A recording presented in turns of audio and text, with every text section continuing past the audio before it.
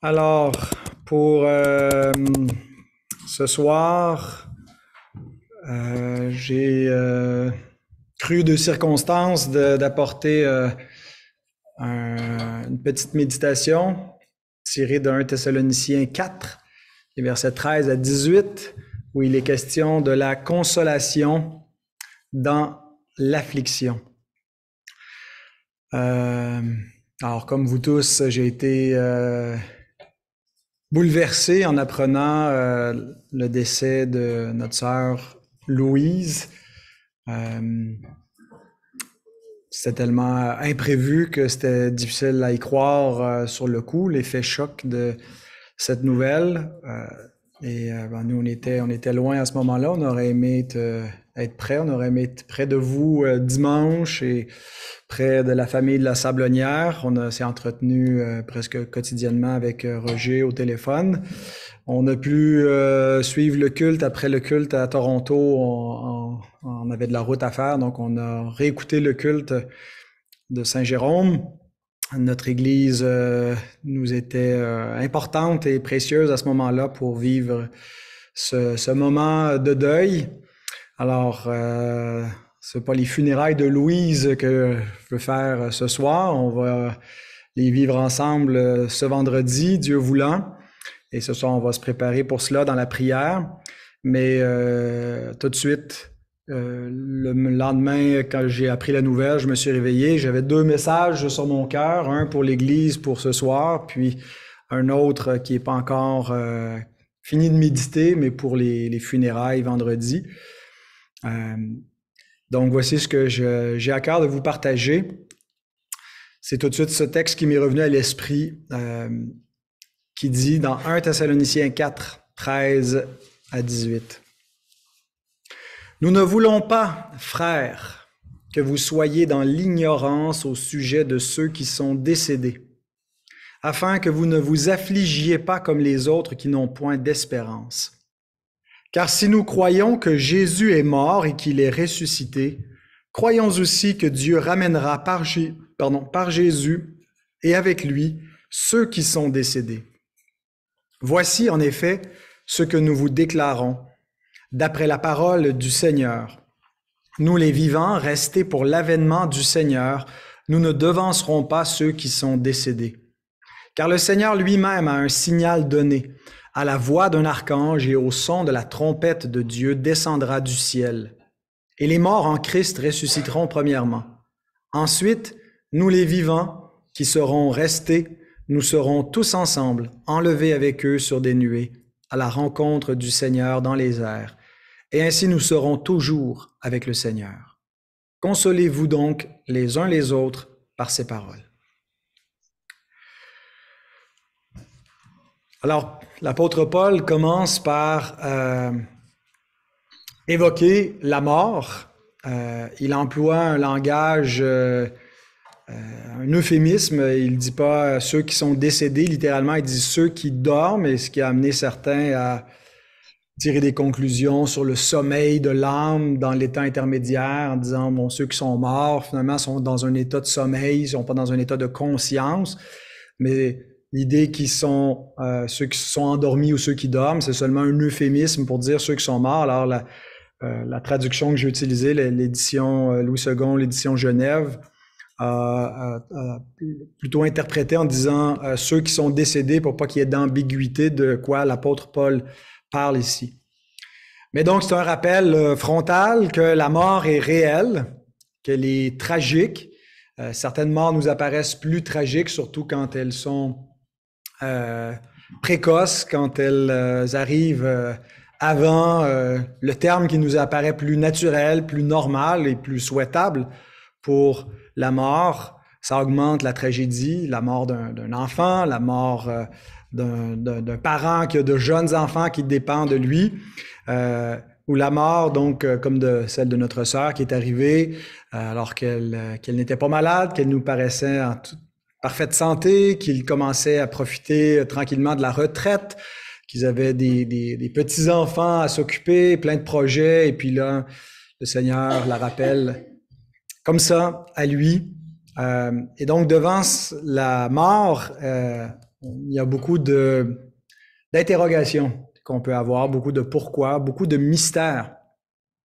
Et c'est le cas pour tous les hommes, c'est le cas même pour les croyants. Il reste certains mystères qui touchent à la question de la mort, qu'est-ce qui se passe exactement, et puis qu'est-ce qui se passe avec l'âme. Et puis, comme j'évoquais, certains disent, bon, mais l'âme s'endort à cause de ce texte-là, mais c'est pas du tout le sens ici. Il y a d'autres textes qui nous disent que l'âme demeure dans un état de conscience après la mort naturelle du corps, et que pour le croyant, il y a une espérance dans sa mort où l'âme s'en va auprès du Seigneur, et que c'est pas un état d'humiliation, mais d'élévation qui le rapproche de la gloire éternelle et de la résurrection finale. Donc, ceux qui sont morts dans le Seigneur sont appelés bienheureux. Alors, il y a vraiment une bénédiction qui est là, qui est réelle pour notre sœur Louise, qui n'a pas cessé d'être, qui n'est pas tombée dans l'inconscience ou dans un état d'inexistence, comme croient les matérialistes athées qui croient qu'il y a seulement la matière. Une fois que le corps meurt, il n'y a plus rien. Non, il y a une partie matérielle, l'âme, qui est immortelle, et qui demeure consciente et qui s'en va auprès du Seigneur à la mort du corps. Mais être dans l'ignorance contribue souvent à l'affliction. Je me souviens il y a quelques années, quand est arrivée la tragédie avec Guy Turcotte et puis ses 2 enfants assassinés, d'entendre la conjointe, j'oublie son nom, mais qui disait, elle se demandait où sont ces enfants? Qu'est-ce qui est arrivé avec eux? Est-ce qu'ils existent encore ou pas? Puis elle était dans un trouble manifeste. Dans cette ignorance-là. Est-ce que mes enfants existent encore? Est-ce que leur âme est quelque part? Est-ce qu'ils sont toujours? Et donc, d'être dans une ignorance complète contribue à l'affliction face à la mort. Et l'apôtre Paul dit, je veux pas que vous soyez dans l'ignorance au sujet de ceux qui sont décédés. Les chrétiens, donc, ont peut-être pas toujours toutes les réponses qui entoure tel ou tel décès particulier, pourquoi est-ce que le Seigneur le permet et tout. Il reste des mystères pour nous aussi face à la mort, mais nous avons des réponses. Il y a des réponses à des questions et nous devons nous en saisir parce que ça fait partie de notre consolation et affirmer notre assurance et ne pas rester dans l'ignorance commune des hommes, parfois peut-être parce qu'on voudrait pas avoir l'air d'être arrogant avec notre assurance face à la mort, alors que d'autres n'ont pas cette assurance-là. Il faut affirmer ce que nous savons par la foi, par la révélation de la parole de Dieu. Ça ne veut pas dire que parce que nous avons des réponses, que nous n'avons pas aucune tristesse face à la mort. Les chrétiens pleurent aussi face à la mort. Christ lui-même a pleuré au tombeau de Lazare, pas parce qu'il était impuissant, mais de voir la tragédie de la mort. Et c'est ce que c'est la mort. C'est une tragédie. Et on ne devrait pas, parce qu'on a une espérance chrétienne, rester de glace, rester froid, penser que c'est un manque de foi ou d'une pleine assurance si on pleure face à la mort. Cependant, nous ne pleurons pas comme ceux qui n'ont pas d'espérance, comme les autres, dit l'apôtre. On pleure, mais d'une façon différente. La distinction fondamentale du chrétien face à la mort, c'est qu'il a une espérance. La tragédie, pour ceux qui n'ont pas l'espérance chrétienne, c'est qu'ils n'ont pas d'espérance. Regardez ce que le verset dit, le verset 13, afin que vous ne vous affligiez pas comme les autres. Et qu'est-ce qui caractérise les autres? Ils n'ont point d'espérance. Peut-être certains prétendent avoir une espérance, mais si ce n'est pas l'espérance en Christ, c'est une fausse espérance. C'est une espérance qui est vaine. C'est une espérance qui délivrera pas de la mort. Alors certains peut-être sont pas si troublés face à la mort parce qu'ils se racontent des mensonges et qu'ils se fondent sur des choses vaines, mais il n'y a qu'une seule espérance face à la mort et c'est celle que celui qui a vaincu la mort nous donne. Il n'y a pas d'autre espérance. Maintenant, sur quoi repose notre espérance? Et l'apôtre continue en nous donnant 2 fondements pour notre consolation et pour asseoir solidement notre espérance, qui sont 2 événements. Un qui est passé et un qui est futur. L'événement passé, c'est la mort et la résurrection de Jésus, et l'événement futur, c'est l'avènement, le retour de Jésus en gloire. Et ces deux événements historiques sont le fondement pour asseoir notre espérance, pas seulement dans des mots, dans une théorie ou une théologie qui tiendrait dans le vide, mais dans la réalité concrète de l'histoire. En regardant ces deux événements, au verset 14, il nous dit « Car si nous croyons que Jésus est mort et qu'il est ressuscité, croyons aussi que Dieu ramènera par Jésus et avec lui ceux qui sont décédés. » Alors, le premier élément de notre espérance, c'est pas quelque chose de théorique, de rhétorique simplement, de philosophique ou d'ésotérique, mais d'historique. Jésus a connu la mort, donc nous ne sommes pas seuls face à la mort, nous avons un berger qui nous a sauvés de la mort en passant lui-même par la mort, qui a connu l'angoisse face à la mort, il a connu une mort que nous n'aurons pas à connaître, mais donc quand on a traversé la vallée de l'ombre de la mort, on ne la traverse pas seul, Jésus a connu la mort. Mais il n'est pas resté mort, et c'est là la consolation. Si Jésus était juste venu mourir avec nous sans plus, notre espérance serait vaine, c'est ce que nous dit l'apôtre. Si Christ n'est pas ressuscité des morts, ben vous espérez en vain. Alors, en quoi est-ce que la mort de Jésus amène une consolation? Ben, c'est parce qu'elle est suivie de la résurrection de Jésus. Et c'est l'événement qui change tout face à la mort. C'est le seul événement qui nous démontre que la mort a été vaincue. La science n'est pas capable de vaincre la mort. La médecine ne vaincra jamais la mort, peu importe le transhumanisme où on pense qu'on va réussir à atteindre la vie éternelle par voie de technologie, puis d'essayer de remplacer les composantes du corps humain qui vieillissent, puis de transmettre l'esprit, toutes les données du cerveau sur un disque dur. Peu importe ce que les hommes arriveront à faire, ils ne peuvent pas vaincre la mort. Elle est invincible pour eux. Et toutes les autres croyances et toutes les autres religions et spiritualités sont inefficaces, sont désarmées, ont aucune puissance vis-à-vis de la mort. Mais face à la résurrection de Christ, c'est la mort elle-même qui est désarmée, c'est la mort qui a été vaincue. Et sa résurrection nous garantit notre propre résurrection. Nous sommes unis à Jésus et notre éternité est garantie par le fait qu'il est ressuscité, sa résurrection va entraîner la nôtre. Plusieurs passages, ici il le dit explicitement. Donc, si nous croyons que Jésus est mort et qu'il est ressuscité, croyons aussi que Dieu ramènera par Jésus et avec lui ceux qui sont décédés. Romains 8:11 nous dit « Si l'esprit de celui qui a ressuscité Jésus d'entre les morts habite en vous, celui qui a ressuscité Christ d'entre les morts rendra aussi la vie à vos corps mortels par son esprit qui habite en vous. » 1 Corinthiens 6:14 « Et Dieu qui a ressuscité le Seigneur nous ressuscitera aussi par sa puissance. » 1 Corinthiens 15:20-23 « Mais maintenant, Christ est ressuscité des morts, il est les prémices de ceux qui sont morts, car puisque la mort est venue par un homme, c'est aussi par un homme qui est venue la résurrection des morts. Et comme tous meurent en Adam, de même aussi tous revivront en Christ. Mais chacun en son rang. Christ comme prémisse, puis ceux qui appartiennent à Christ lors de son avènement. » Et finalement, 2 Corinthiens 4:14, « Sachant que celui qui a ressuscité le Seigneur Jésus nous ressuscitera aussi avec Jésus et nous fera paraître avec vous en sa présence. » Alors, premier élément de notre consolation, Jésus est mort et ressuscité. Conséquemment, même si nous mourrons, nous ressusciterons. Deuxième élément de notre consolation et de notre espérance, cette fois-ci, il est futur. C'est la promesse que Jésus va revenir. Et Paul l'évoque au verset 15.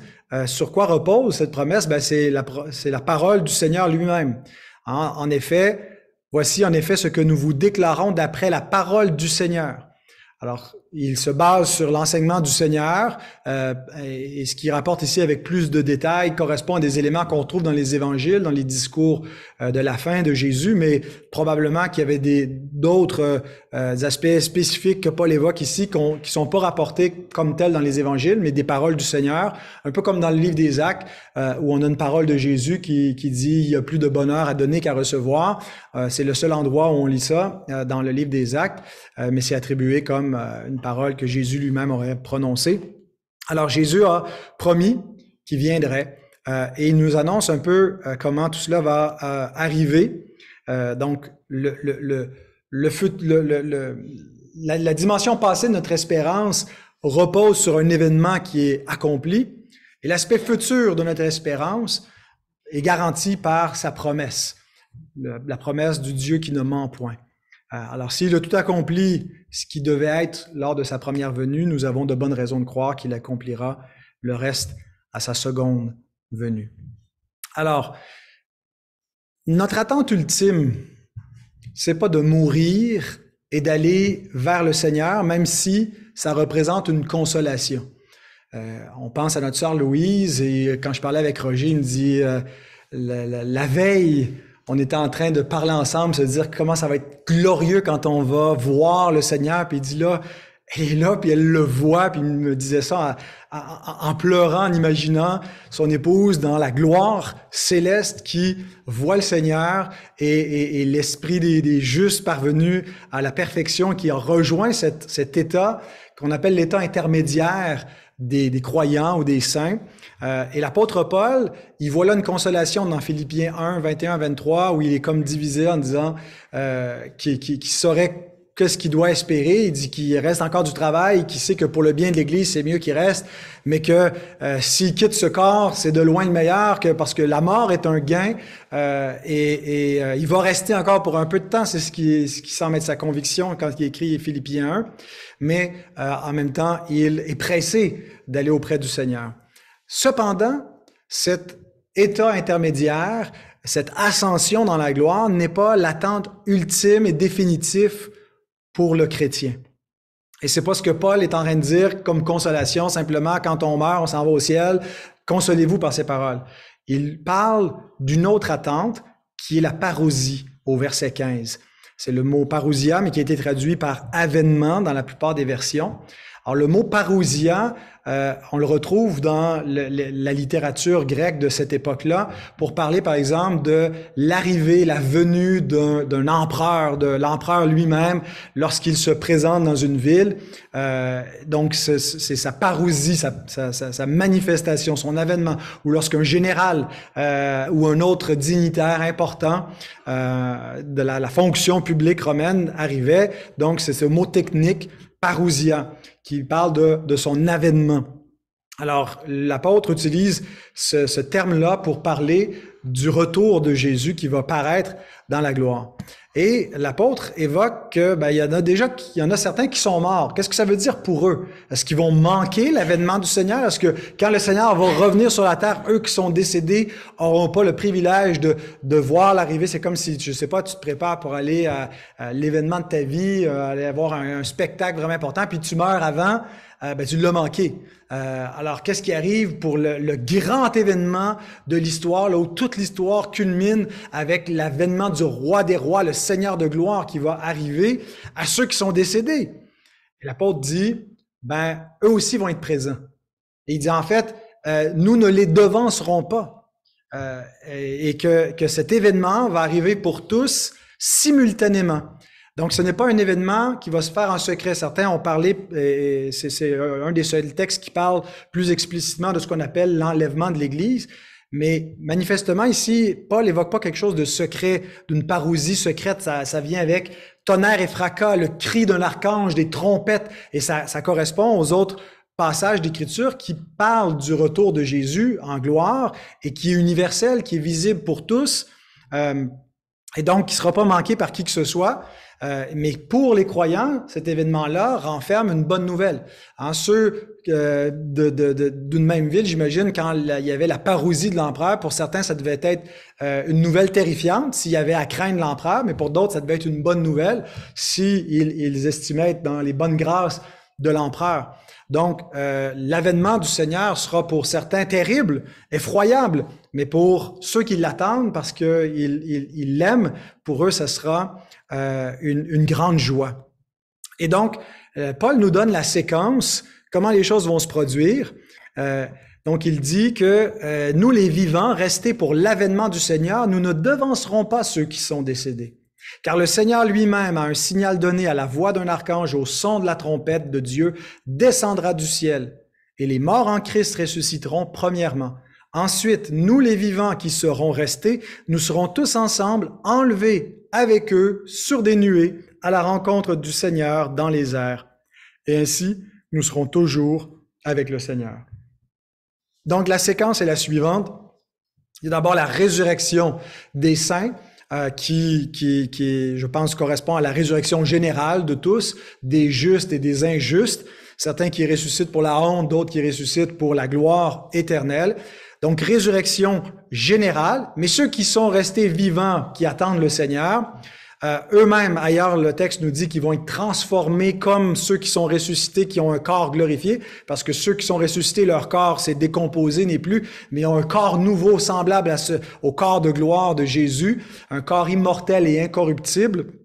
Et donc, ceux qui sont vivants n'ont pas besoin de passer par la mort. Automatiquement, lorsque le Seigneur arrive, ils vont revêtir ce corps incorruptible et tous ensemble, ils vont à la rencontre de Christ sur les nuées. Et encore ici, l'apôtre utilise un autre terme technique en plus de parousia, qui est le mot apanthesis.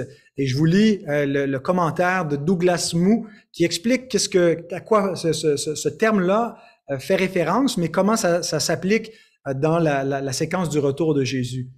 Il dit, le terme grec apanthesis fait référence à une délégation qui rencontre un dignitaire arrivant à l'extérieur de la ville pour lui rendre honneur en l'escortant jusqu'à leur ville.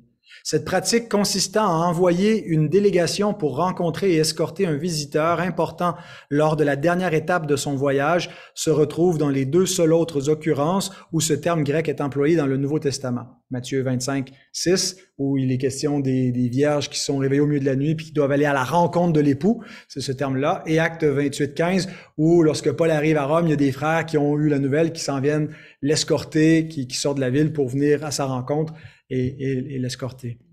Le choix des mots de Paul implique donc que l'Église, une fois qu'elle a été enlevée vers le Christ dans les airs, l'escorte jusqu'à la terre. Alors, c'est pas simplement on y est enlevé puis on reste sur des nuées, mais vraiment l'idée ici, c'est quand Christ revient en gloire avec les anges de sa puissance, il descend du ciel et il y a la résurrection des morts et la transformation des vivants dans un corps glorifié. Et tous ensemble, les ressuscités en Christ et les vivants restés pour l'avènement du Seigneur, sont enlevés vers les nuées, vers le Seigneur, pour aller comme une délégation qui partait de la ville lorsqu'il y avait la parousie d'un empereur et qui s'en allait l'escorter pour venir avec lui pour le dernier bout de son trajet jusqu'à sa ville et lui faire cet accueil-là avant son arrivée. Eh bien, on monte avec Christ dans la gloire pour revenir avec lui sur la terre. Pour qu'est-ce qui va se passer à ce moment-là? C'est nous qui l'accueillons dans notre village, dans notre ville, ici-bas. Et puis donc, il vient établir son règne, il vient juger les impies et donner les bénédictions à son peuple qui l'attend. Donc, notre attente est pas simplement de vivre une existence désincarnée dans le ciel, mais la réunion du ciel sur la terre lorsque Christ va descendre et qu'on va voir la splendeur de son ciel, mais être réunis à la terre, et ça va être à la consommation finale. Et à partir de ce point de l'histoire, il n'y aura plus jamais de séparation qui va suivre cette rencontre. Nous ne serons plus jamais séparés du Seigneur. Lui-même nous a dit qu'il venait temporairement, l'époux, et que l'époux quitterait et que son peuple serait dans la tristesse, dans l'attente, et qu'il prierait, qu'il jeûnerait, qu'il pleurerait. Et c'est cette phase-là où on vit en ce moment, parce que l'époux n'est pas présent. Il est présent par l'Esprit Saint, mais il n'est pas présent corporellement, physiquement avec nous.